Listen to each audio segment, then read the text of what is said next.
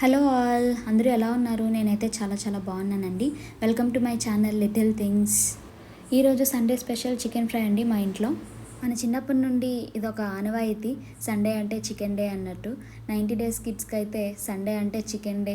ఆ రోజు లేవడం నుంచి మధ్యాహ్నం ఎప్పుడవుతుందా, చికెన్ ఎప్పుడు తిందామని ఆత్రంగా ఎదురు చూస్తాము.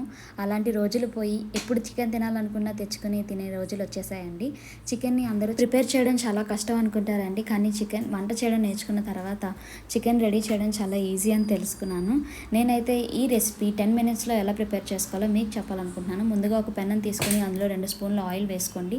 నాన్ వెజ్ కర్రీస్ వండాలనుకునేటప్పుడు నూనె ఎక్కువ వేసుకుంటే ఆ నీచు వాసన అది రాకుండా ఉంటుంది. నూనె కొంచెం వేడైన తర్వాత సన్నగా కడిగి పెట్టుకుని ఉల్లిపాయ ముక్కలు వేసి అవి గోల్డెన్ బ్రౌన్ కలర్ వచ్చేంత వరకు వేయించుకున్న తర్వాత ముందుగా పసుపు, ఉప్పు, కారం వేసి మ్యారినేట్ చేసుకున్న చికెన్ని తీసుకొని వచ్చి ఇందులో వేసి ఒక 5 నిమిషాల పాటు బాగా వేయించుకోవాలండి.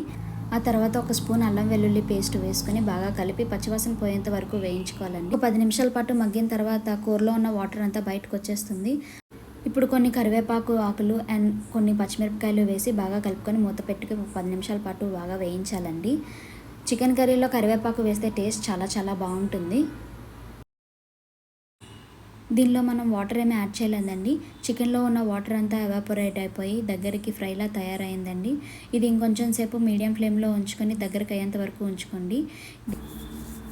ఇది చపాతీలోకి, బగారా రైస్లో కానీ, పలావ్లో కానీ చాలా బాగుంటుందండి. ఈ వీడియో మీకు ఎలా అనిపించిందో కింద కమెంట్ సెక్షన్లో కమెంట్ చేయండి. And please do subscribe to our channel. See you in the next video. Bye.